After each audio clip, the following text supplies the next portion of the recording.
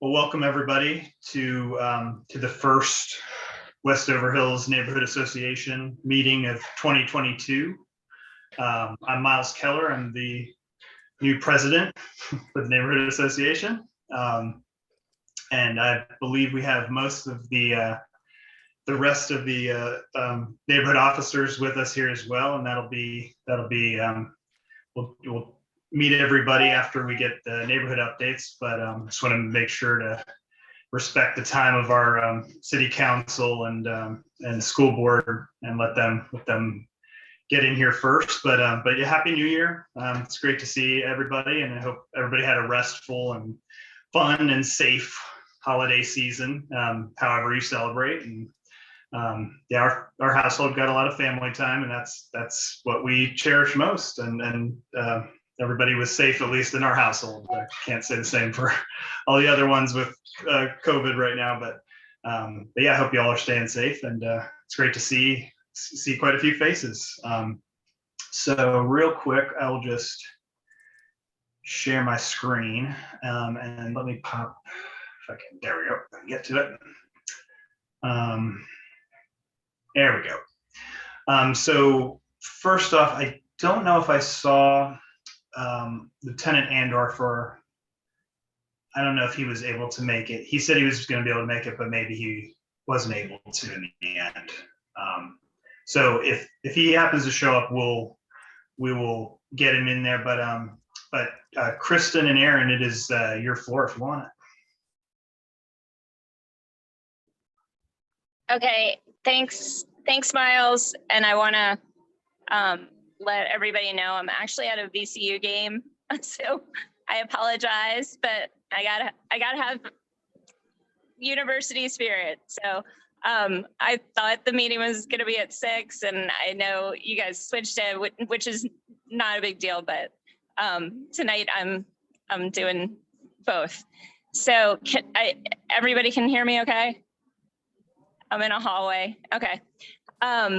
Okay, so couple quick updates, and then if anybody wants to go like super deep on anything, Aaron's on the line, and he can, he knows everything I know, so he can definitely help out. So vaccines, please get vaccinated. The hospitals are full, and our staff locally is being taxed. So, boosters, all of that stuff, through the Richmond City Health Department, there's free vaccination events, there's free testing events. I know there's been a testing shortage. We heard from Danny Avula, who's the head of the health district, yesterday, and he said they're hoping that will loosen up in the next couple of weeks. So hopefully things, unfortunately peaked because of the holidays, and hopefully a peak, and then we'll start to come down. One thing I did want to mention is kids 12 and up can now get boosters. So if you have children in your family that are in that are in that age group, please look at doing that, because the more people that get boosted, hopefully the less the virus is transmitting. Another update is the Westover Park survey that I think a lot of people took. We shared that with Miles. Miles, I don't know if you have circulated that or not. But we have the results of it, and we'll get Ryan Rinn from the city to circle back with the neighborhood and the community to look at next steps. But I think the highlights, and maybe Aaron can hop on and pipe in if needed, but the course, like the Vita course, was one of the top items on there. Pickleball was up there, but I don't think it was number one. Bathrooms was an amenity people were looking for. So I'm sure there's some sort of way they kind of weed through this, and obviously we need to find money for the project, but I think it's great, and I think it'll be a great tool moving forward. And Kristen, the Aaron sent me the draft survey results. Is that okay to distribute? Okay. I think so. Aaron, do you? Yeah, that's fine to share. And I think in the email as well, there's some next steps that Ryan shared with us. So as soon as we get specific dates, we'll put shows out as well. And I'll put an update in my next newsletter about it also, with a link to the document and all of that. But I think it's really exciting. And if you participated, thank you. This is an area of our community with so much potential. And I just love that people are excited about it and wanted to weigh in. Speaking of our community, Ashley had contacted us late last year looking at doing some sort of historical designation for Westover Hills. So this is one of those things that you think would be an easy answer or, an easy thing to look at. And Aaron can share with you guys, it is not. It's really complicated. And some of the options are very costly and would be really time consuming.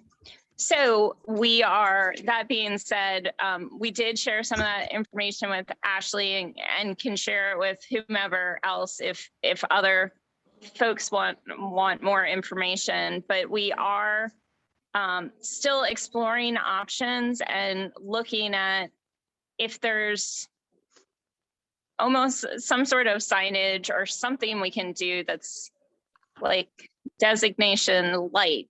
Like we don't have to go through all the hoops and, go to the state and fill out an application and do all of that, which is kind of the vibe we got. But, definitely it's a neighborhood decision. It's not our decision to make, but it's important to recognize the historical value and of the community. But I guess you all have to weigh the options and look at how much time and resources you want to put into it. Hey, Kristen, it's Ashley. Could I just really quickly give a tiny bit of background on that? Some of Sure. you might have been on the months where John Koski got on and talked about the fact that we are just a couple years away from our centennial as a neighborhood. And there's some cool energy around getting a group together to collect some of the artifacts from that time frame, potentially put together, some events. And this had been an idea kind of sitting on my brain for a while. Forest Hill and other places have these great, placards that houses can put up designating the neighborhood. And I thought, what a cool way to do that, to launch around the same time as our centennial celebration. So I appreciate Kristen and Aaron doing a lot of digging into this. It does look like a gigantic pain. But I will say I've passed all that information on to Miles. We can do with it what we will, but I did just want to kind of give sort of the background of that really quick. Yeah. That's great. Thank you. And yeah, I again, this is totally up to the neighborhood. Miles, if you're taking that over, that's great. If if there's somebody else who wants to work with us on that,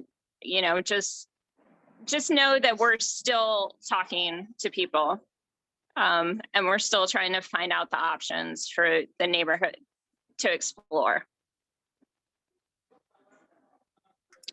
And then the last update is on the art project that we have talked about for Westover Hills and Jink. And I don't really have an update except for to tell you that it's still out there. It's still pending. The commission, their work had kind of slowed down because of COVID and they weren't meeting as much and all of those things that have impacted all of us in various areas of our life. But it is still an active project and we do have some funding for it already. So just know that we'll be bringing that back to the community in the next couple of months. and then I'm happy to take any questions if anybody has any questions for me. Kristen, could you just in a sentence or two tell us what that's about? I'm sorry, I don't know. Sure, yeah. So we have been talking about this idea for definitely pre-COVID, maybe 2.5 years or so, about creating a placemaking type art installation at the intersection of Westover Hills, or I'm sorry, Jenk and Forest Hill, that it could be to be determined of what that looks like, you know, street art, or it could be some sort of sidewalk, like maybe a bench that's also a piece of artwork, you know, like a bus bench or something like that. And when you look at other cities, they have lots of examples of cool things. So the idea is to create something that that tells you you're in Westover Hills and that speaks to the personality of the neighborhood and the schools right there. So what we had talked about is creating a process where artists can apply and submit ideas. And so it just has gotten kind of slowed down because of the pandemic and all of that. But I still think it would be awesome for our community. And I like having it in that space. It would really help introduce folks in as they're coming, you know, either from Jenk or Forest Hill into the community. Yeah, thank you. That sounds really interesting. Mm-hmm. And the other thing we discovered when we were working on this is there is barely any public art on the South Side. So once we found out that little tidbit, we just kept repeating it until they decided to throw some funding into this idea.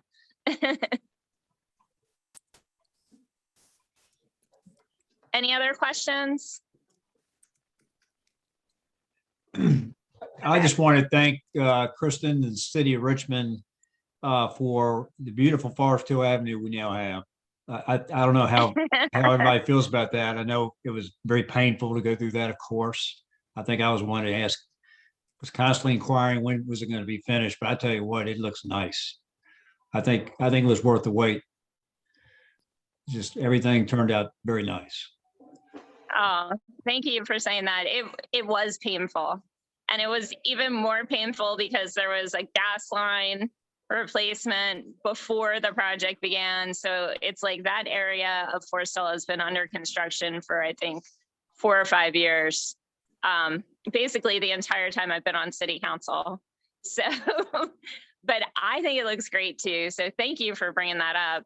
And I think it'll really help in slowing down, well, you know, fingers crossed, slowing down traffic in that corridor, and also just making it safer for pedestrians and bikes in that area as well.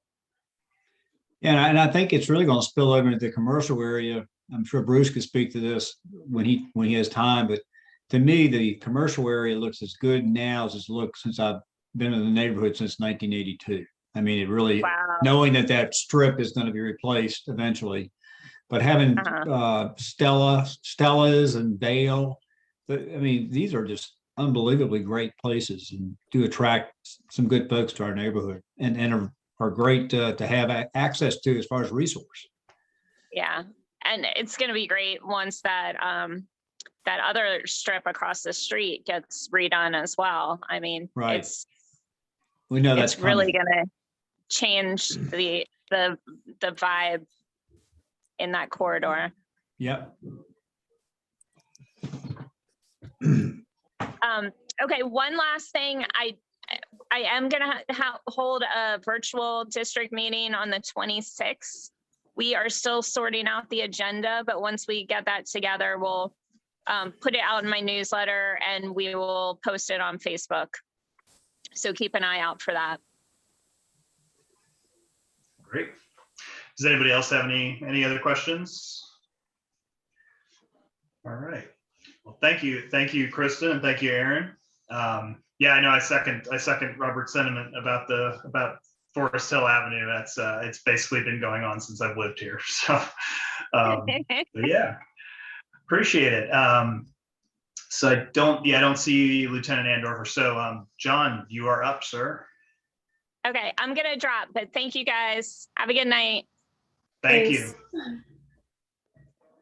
Thanks, Miles. Happy New Year. And congratulations on your presidency, assuming the all-important role of president. So congrats and Happy New Year. A little bit, Jonathan Young, School Board, a little bit about Richmond Public Schools, specifically its budget season. This year, you likely know that because of infusion of cash from Congress, we increased expenditures, per capita expenditures significantly. Specifically, we'll spend this year, our operating budget is $480 million. That's the equivalent of approximately $22,000 per student. So we're spending this year significantly more than the counties, rightfully so. And just yesterday, my colleagues and I introduced a proposal for the new fiscal year that I'm not going to be coy about. I'm really excited. About it. It incorporates a lot of the elements, a lot of the kinds of proposals that yours truly has been talking about with you and your neighbors for as long as I've been on the board. Just a few of those highlights include, for example, a focused prioritization of career and technical education. Candidly, as long as I've been on the board, now entering my 6th year, we have done little to nothing relevant to this subject. I have to assume as much ownership of that deficiency or failure as anyone, but really look forward to riding the course in 2022. So career and technical education, along with it, scaling some of those programs, particularly for secondary students that we know work really well, specifically Franklin Military Academy, someone not terribly far from Westover Hills, down on Westover Road, off Westover Road, neighbor David Hudson, when he relocated as principal out to Franklin Military Academy from Linwood Holton, he and I, we had a conversation about scaling enrollment there at Franklin. If you're not familiar with the school, really extraordinary place for young men and women who they have a building that can accommodate a lot more students than what they have enrolled there now, but not just Franklin, but community high school at Code RVA, which is a regional school, and then along with our other specialty schools, including the governor schools, regional schools, want to increase our enrollment. Our objective is to meet our students where they're at. I often describe it, meeting the customer where they're at, identifying their passions, and providing them opportunities to access a career path that accommodates their interest. Relevant to teachers, that I have long beat the drum relevant to a teacher autonomy. It's really, really important that we shift the needle in a big way relevant to providing teachers agency and decision making. So to that end, something that we're going to revisit this year. I first introduced it in 2017, first year on the board, but I think prayerfully now we actually have the support to do it, is to provide stipends to our teachers relevant to professional development.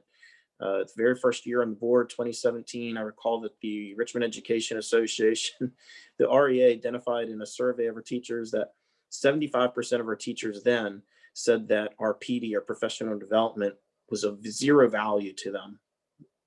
What's more, it was just constituting a waste of their time, their most precious commodity. So instead, the objective is to pilot a program to provide our teachers with stipends for them to go out and shop, for lack of a better description, PD, professional development, that makes sense for the teacher, in lieu of a top-down, one-size-fits-all central office approach. That's a theme of what my colleagues and I have introduced. Specifically, we want to devolve decision-making to the schools, to our principals. I call our principals, like Allison across the street, CEOs, and I'm trying to be really intentional about that language because we really want to devolve decision-making, including budget capacity, to the folks who lead our buildings. To that end, I want to acknowledge Allison Alkubi. One of the elements in the aforementioned budget roadmap is something that was born out of my conversation with Allison, specifically a dual language program that if we can adopt, and again, there's support to do it, then students would spend half of the week in a classroom. Half the week would be in principally prioritizing our native language, obviously English, but the other half of the week we would be prioritizing an alternative language. Obviously, Spanish would be at the very top of consideration. So really excited about doing some things very differently. One of the initiatives that I think you're going to hear a lot of conversation about, in particular at the elementary level, is prioritizing classrooms. And again, this is in the budget proposal my colleagues and I have introduced for consideration, is a multi-sensory classrooms that prioritize senses other than audio or visual, specifically smell, taste, touch. Again, really trying to meet our students where they're at, meet our teachers where they're at, devolve decision-making, provide for an increase in compensation for our teachers. I could go on and on, but the point is, I'm at the risk of belaboring the point, really, really excited about what prayerfully we'll be able to achieve in this budget. That's the budget. I probably should have began though with the elephant in the room. Kristen spoke to COVID. RPS obviously is not immune to the pandemic. You likely know that we, like every other school district, have had a lot of students out. Students are improving. I can tell you, for example, I was out at Fisher Elementary in western part of the district on Thursday or Friday. It was Friday. And on both Thursday and Friday, for example, we had 50 students. That amounts to 20% of the students there out on both those days. I was trading notes with Donalda Chumney, our interim principal or CEO down there yesterday, and we were down to 14. So we saw a market improvement relevant across the district, relevant to student attendance since we returned from break. And then, of course, the other variable or element relates to teachers.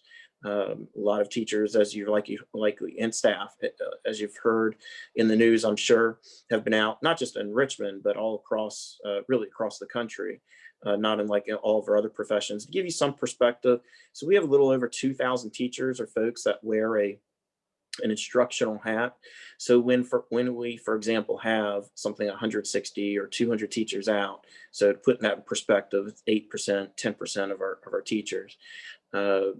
Yours truly was on the horn with our superintendent, encouraging Jason last week to assign some of our central office staff to the buildings.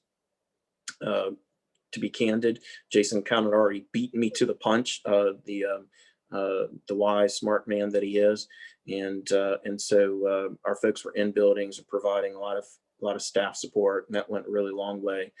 No intention whatsoever to deviate from in-person instruction. You know that Richmond, in Richmond schools, we were out of school for a year and a half, and we have a lot of ground to make up for it, not just relevant to academics, but social emotional support. And I'll leave you with, because I probably have tarried too long, Miles, I apologize. I have a habit of it. Ashley was always really terrific, being direct with me and cutting me off at the knees when I tarry too long. Miles, you'll have to do the same thing. But lastly, I'll leave you with, I am disappointed that one initiative that I've championed even before I was on the board isn't going to come to fruition. I am terribly disappointed about that, and specifically that regards year-round school. I believe year-round school, all the evidence points to year-round school works. It worked before we had to close school for a year and a half. Because we closed school for a year and a half would have made all the more sense to me. But there candidly is not support on the board for it. So with that, I hope I didn't talk for too long, but gladly take any questions, Miles, about any any of those topics, and or I'm sure maybe people have some other issues that they want to address.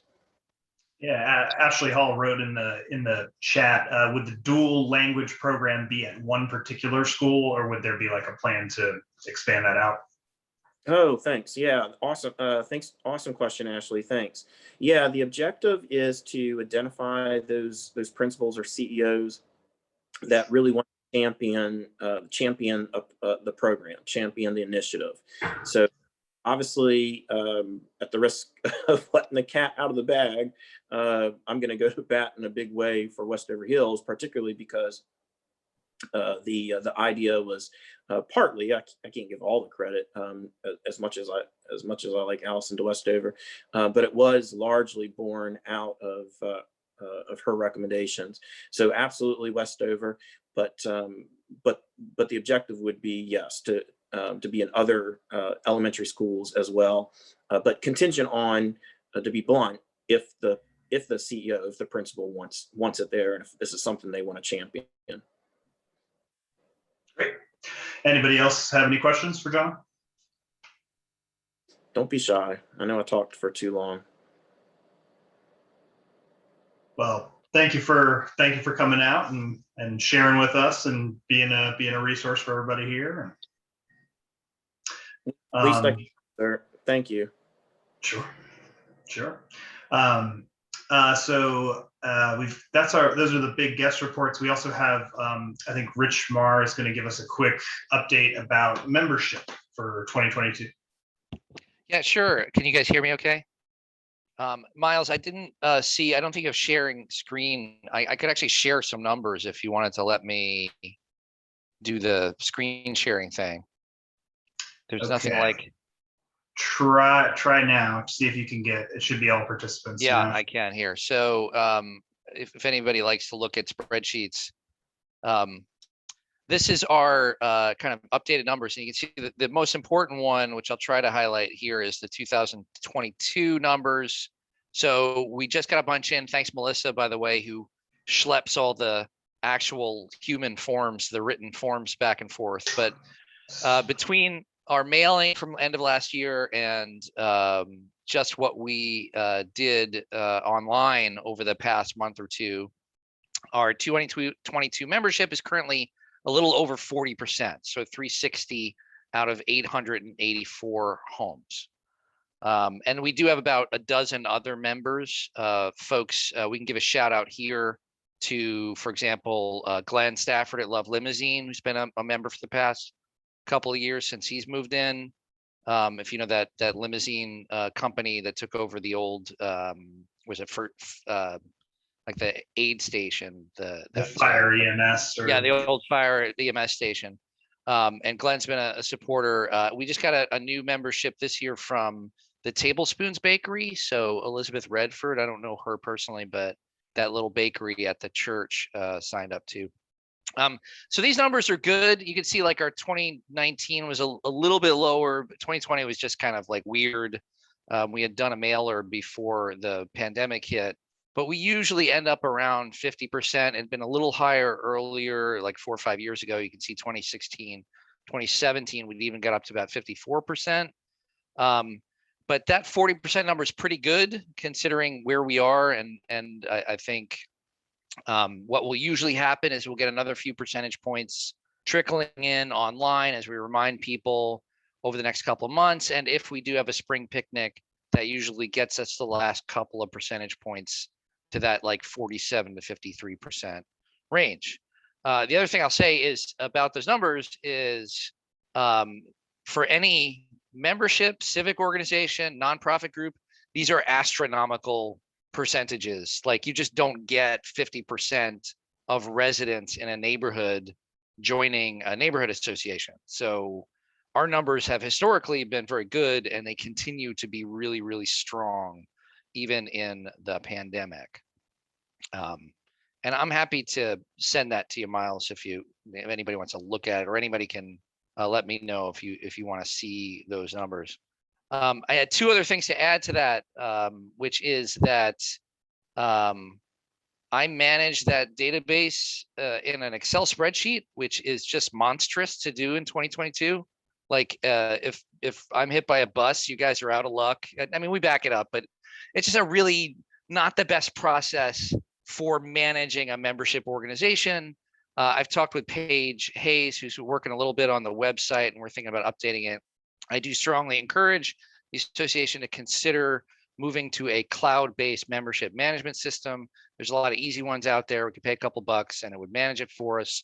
Anybody who wants to do online stuff can do it, but we can still use it to generate paper forms and send out mailers and do all that stuff. There's a lot of folks in the neighborhood who still mail in checks, who don't have email addresses, who write little notes on the membership forms that are adorable, like, thanks for everything you do. And I've been a member for 30 years. Like, that's just really, it's great. And we'll make sure that people can continue to do that still. But I do think we should consider a membership management system. And the only other thing is that it might be time. We had one member ask about our old bumper stickers. Apparently there were ones that said, like, if lost, return to Westover Hills. I think we made up some stickers once with our new logo on it when we had the new logo. It might be time to think about merch. We have local merchants moving in who might be interested in housing some of that stuff for us. Like, if we wanted to sell t-shirts or coffee mugs or something, or bumper stickers.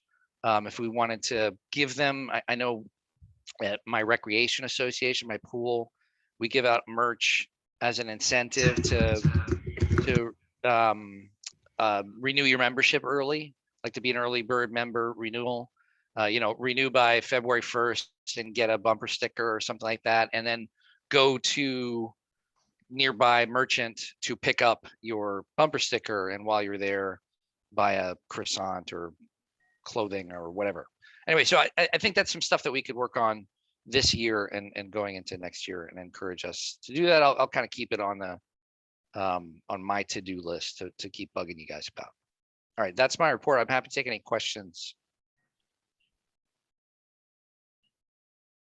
Hey, Rich, have we considered doing a survey in the last, I know with COVID, there really wasn't a whole lot of reason to do surveys because we weren't doing a whole lot.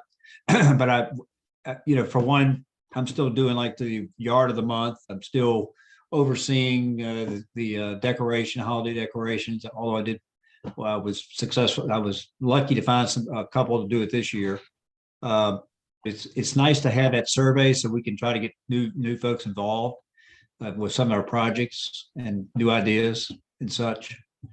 I know it's a little late now. I mean, obviously you've already sent out the membership, but we ought to maybe try to consider doing that next time. And thanks for all you do, by the way. Yeah. Well, thanks, Robert. And that is a good point. I know you've been very good, particularly at kind of taking advantage of those lists. Like, for example, when you organize cleanups and things like that. We talked about this last year, and one of the things that we were concerned about and has been a longstanding concern is that while you do that, a lot of other like sort of functions do not. Like, we'll have this survey that we include on the membership forms that say, like, hey, tell us if you're interested in volunteering. And somebody checks off like 7 things, and then we never call them for 2 years because we're not doing the thing, or something happens, or we have enough volunteers. And it does seem like, particularly with a lot of newer folks moving into the neighborhood, that the social medias seems to be a good way to recruit volunteers. I do think that if there are specific things, we have kept those questions for the online renewal. But even then, like, I think one of the kind of directions we were heading in last year was kind of more like, when it's time to do a thing, let's put the call out for volunteers through our other channels, and then we get sort of like fresh responses that seem to work okay. But who knows, with the pandemic, it might be better to have lists of stuff for ongoing things. You're right. I mean, with social media, I think our Facebook page is pretty effective, and I'll be honest with you, I just haven't utilized that very much. So maybe I'll try to go that route. Yeah. Who is our expert Facebook person? Paige? Yeah, Paige has been really good. Okay. Good deal. That's a good suggestion. Thanks, Rich. Appreciate it. And yeah, we I don't think he was able to make this meeting, but our we have an extra officer who's doing the governance chair, and that's kind of the thing I'm going to like task him with, is going to be looking at community engagement and how we can make that process easier for you, Robert, and also if other folks are interested in getting fresh volunteers, or just putting the word out and saying, hey, like maybe you just want to volunteer once and you want to come out, like we want to get people involved in that. And hey, sometimes getting involved one time makes you way more likely in the future to respond to things like that. So but yeah, so we're gonna look at that. But I'm gonna go ahead and introduce our new slate of officers for this year. So I'm Miles Keller, and everybody will just kind of do like a quick introduce yourself and just tell us something about yourself and why you like helping out. But I'm Miles Keller. I'm the new president, following Ashley Hall, and thanks for coming out, Ashley, and still being involved and not just saying see ya. But but we, my wife Devin and I have been in the neighborhood since 2016, and we have a son who'll be 2 at the end of February. We have a dog and a cat, and we really love our neighborhood. We love all of our trees, and we love our neighbors, and we love being able to walk across the street to the playground, and soon, hopefully one day, you in school. So that's where we're at, and just hoping to help out. But yeah, let me go to our Vice President, Virginia. Hi, everyone. I'm Virginia Berthollet. It's pronounced Berthollet. And I'm over on the 4700 block of King William, and I've been here 18 and a half years. And of course, love it. I'm from Virginia, but I lived in New York and LA. And so I love being in a great neighborhood here. I work in the film and advertising businesses. And I also teach at VCU in the School of the Arts and the cinema program there. And I'm single and have 2 dogs and have a great street, and I'm kind of anxious to get involved. I kind of feel bad I haven't been involved in all these 18 years. And so I'm looking forward to kind of learning more and taking on some tasks. Well, we're glad to have you. Thanks. Fran is our secretary. Yeah, I'll unmute myself. I'm Fran Eckenrode. I live on Sylvan. I moved to Richmond in August, and I'm very happy to be here. I moved with my 2 dogs. I moved from Kalamazoo, Michigan, and you might guess one of the reasons I moved here was for 4 seasons, but much better weather. And so far, I am so happy. So in my previous life, I worked for Pfizer Pharmaceuticals as a research chemist, and I've been retired 12 years, and I'm really enjoying being involved in a lot of things. I do teach part-time for Purdue University, and I do other volunteer things, but mostly I like walking the neighborhood, which I absolutely love, and I like to ballroom dance. All right, thank you. Yeah, walking I think that's been a godsend for the past 2 years. Feels like 2 years now. Yeah, for sure. And Tom isn't here right now, but Tom Tishner is our governance chair. That role occasionally pops up when we have either extra volunteers or things that need doing. So and we generally always have things that need doing. So yeah, hopefully Tom's going to help. I talked with him before the new year, and he said that community engagement was something he was really interested in. So he's hopefully going to work a little bit on that, and get involved as well. And finally, Melissa Butler is our treasurer. Thanks, Miles. And Melissa Butler. I live on Caledonia Road. I think I've lived in the neighborhood roughly 30 years, and I've had this position probably close to 10 years. So if I am kind of the one that will be the stake in the ground, I guess, for this committee. I guess I do have some of that prior history, prior knowledge of some of the things that we budget for, some of the expenses that we have within the community and that kind of thing. I love the neighborhood, just like everybody else has mentioned and said. I've worked for the Federal Reserve Bank for 24 years. I just retired 1 year ago. So I'm having a really good time, just doing whatever I want to do. And I absolutely love it. So I'm just really happy to be here and of course, be part of this committee and get to know the new folks as well. So thanks, Miles. Yeah, we appreciate you. And we have a lot of faithful volunteers, and Melissa's definitely one of them, and people like Robert and Rich and so many others. And yeah, like Melissa said, you're our stakes in the ground. So and hopefully all of us can help out in some way so that the next round of volunteers into the next few years and stuff, they've all got the support they need. And I think that's there. I didn't forget anybody. Okay, yeah, I think I got them all.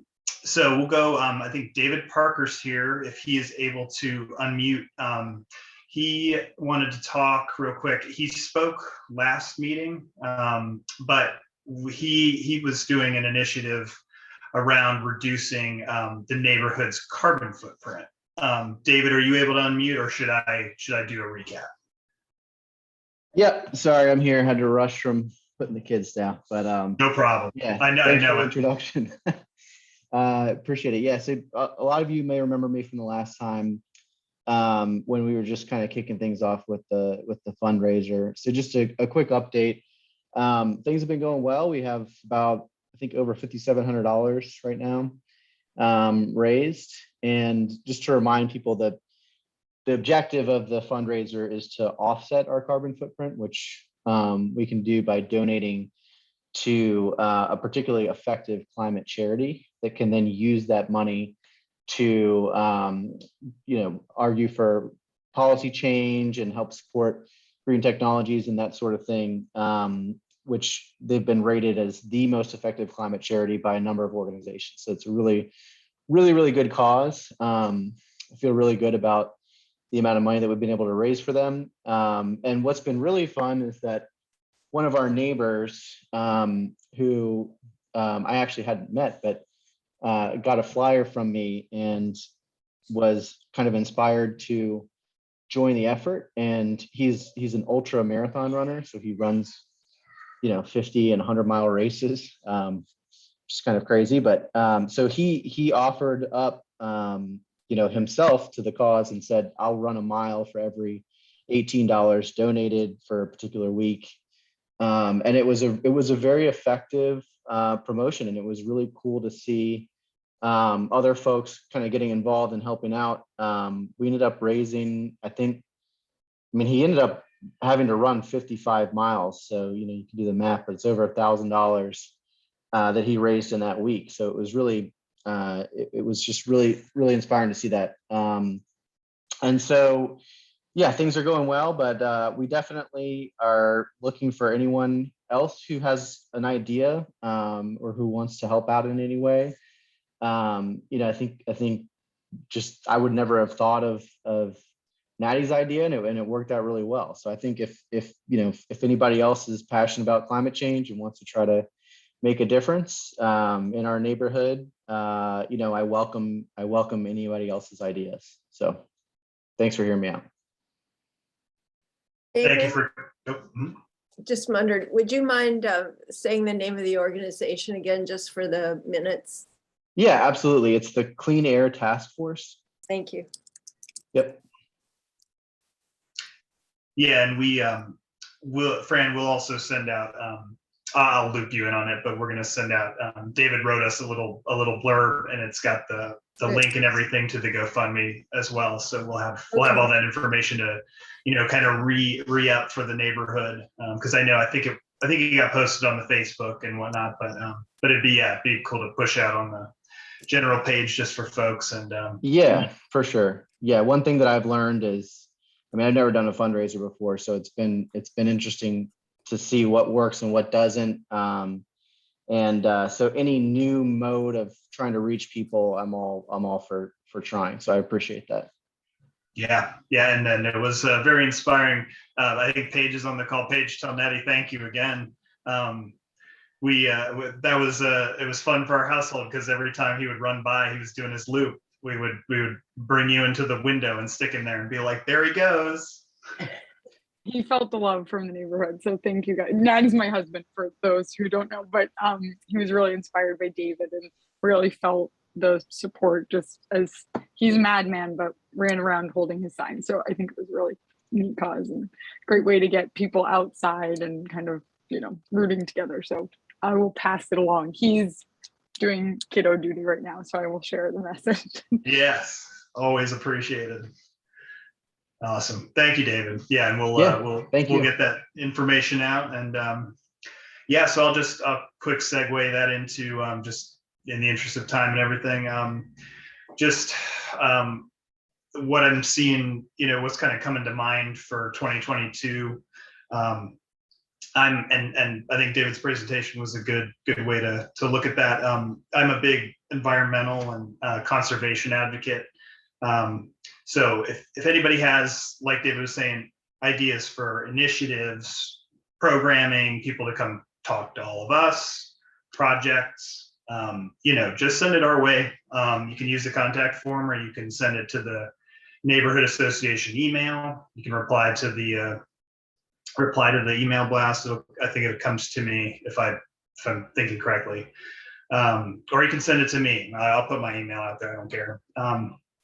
But yeah, if you have any ideas for things like that, I'd love to hear them. It doesn't have to be related to the Clean Air Task Force either. If you have ideas of ways we can, improve the neighborhood or, be greener or anything like that, we'd like to help. My wife, Devin, just started a job today. Yesterday was her first day. The Virginia Department of Energy and clean energy projects. So our household's all about that. So we'd love to hear from you if you've got any ideas about that. You'll definitely hear more about the South of the James Farmers Market. I'm going to try to give that a little microphone or amplification too, because having that farmers market, is obviously an amazing resource, but it's also something that helps the environment, helps our farmers, helps with agriculture, improving agriculture, and offsets all that carbon of driving and logistics for grocery stores and all those things. And also it supports our local businesses and our neighbors in our community. So you'll definitely hear more about that. And also we'll get together and we'll also talk all the officers and the board and everything about meetings. I know virtual obviously is not it's not the most ideal thing, but safety is also top priority always, especially since I have a son who can't be vaccinated right now. So we'll keep looking at that. Maybe in the warmer months. I know somebody talked a while back about maybe doing something outside where we can just bring some lawn chairs and we can all just at least say hi to each other in person. So maybe when the weather is a little more forgiving, so that we're not all bundled except for our eyes outside, we can do something like that. But yeah, appreciate seeing y'all here. Does anybody have anything for the good of the group? Miles, not to kind of just put any more pressure on you, but but I did draft the budget for 2022 with the assumptions that we've gone through in the past several years of the activities that we've usually host or the things that we usually put forth to the neighborhood association. And I just assumed pretty much business as usual, even with the situation that we're kind of in pandemic. Over the past couple of years, we might not have had like the picnic in 2020, but we had it in 2021. So we have to kind of talk about some of those things and figure out what our plans are for this year. And I, like I said to you in the email, we probably just want to review it together. review it with the board and the committee members. And we do have a healthy budget. So, you know, expenses have just been very minimal over the past couple of years. We're averaging $20,000 in the checking account, and we have a CD that renews every year. So just, you know, kind of just speak out loud a little bit about what we have for finances. I just kind of put it out there, but we do want to go through a review of the budget, and I'll be glad to discuss it with you first and bring you up to speed on what some of the income and expenses are for that. Yep, that sounds great. We can all talk about that, and then we'll bring something probably to the February meeting just for the good of everybody, and so that it's recorded and in the minutes and everything. So yeah, okay. That sounds perfect. Appreciate it. Yeah, and then the last possible thing is just we still have the best ever box. So if you have anything you want to share about neighbors being champions of the community and stuff like that, we'll put the link out. But yeah, go send a shout out to the best ever box, and we'll read it at the end here. But we didn't have any new submissions as of last December. So yeah. But we appreciate y'all coming out on your free time and seeing everybody here. So y'all take care. Thanks, And everybody. Miles. Thank you. Miles. Bye. Great job, Miles. Very much. Thank you.